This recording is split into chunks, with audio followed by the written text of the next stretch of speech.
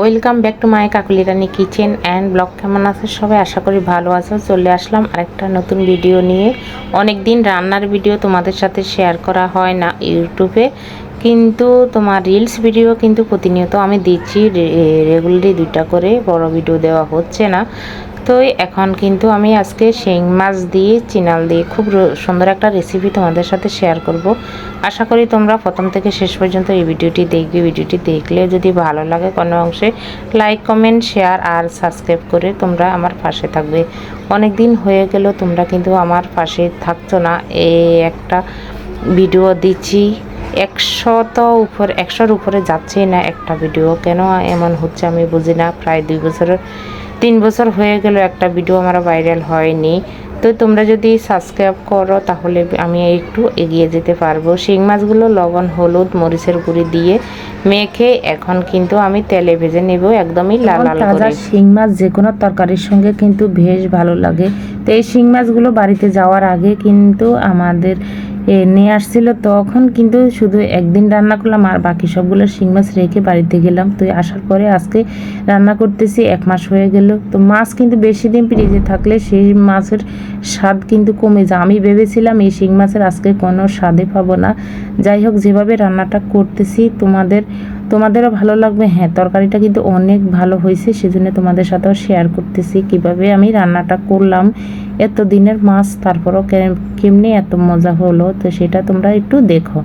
যাই হোক, একবারই ভেজে নিলাম, তো পরে আরেকবার ভাজবো। তো এই বাকিগুলা পরে ভেজে নিতেছি, তোমাদের সাথে আমি শেয়ার করতেছি।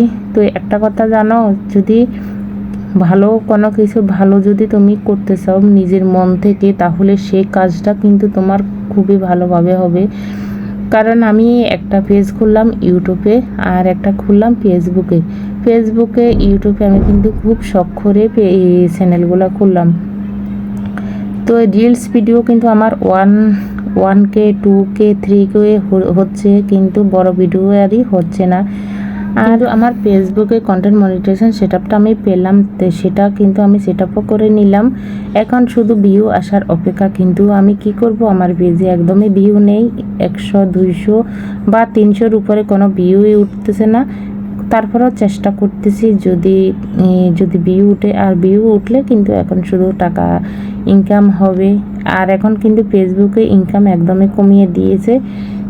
কমিয়ে দেবে না কেন? কারণ হাজার হাজার মানুষ এখন ইউটিউব ফেসবুকের ভিতরে আছে, লাখ লাখ মানুষ আছে। তো এই ফেসবুকে কজনকে দেবে?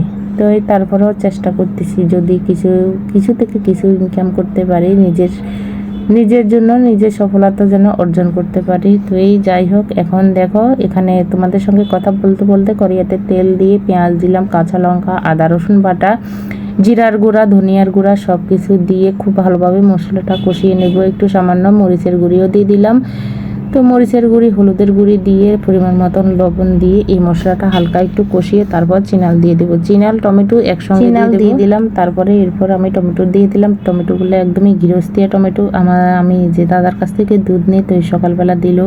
তো চিনালের সঙ্গে কিন্তু একটু টমেটো দিলে তাহলে চিনালের যে একটা গন্ধটা আছে সেই গন্ধটা থাকবে না।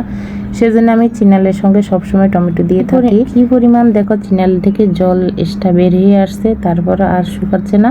তো যাই হোক, চিনাল কিন্তু একদমই গলে গেছে। আমি এখন কিন্তু জল দিয়ে দেবো পরিমাণ মতন। এর থেকে আর কিন্তু বেশি চিনালের জল শুকাচ্ছে না, তো সেজন্য আমি জলটুকু পরিমাণ মতন দিয়ে দেবো।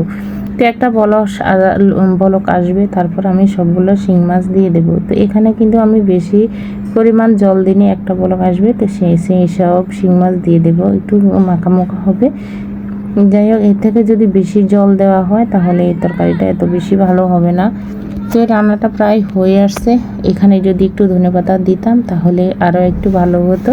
তো বন্ধুরা, আজকের মতন ভিডিওটি এ পর্যন্ত রান্না বাড়া শেষ করলাম। আর আছে আমডাল তোমাদের সাথে শেয়ার নাই করলাম। তো ভিডিওটি যদি ভালো লাগে, কোনো অংশ যদি একটুখানি ভালো লাগে, লাইক কমেন্ট শেয়ার করবে।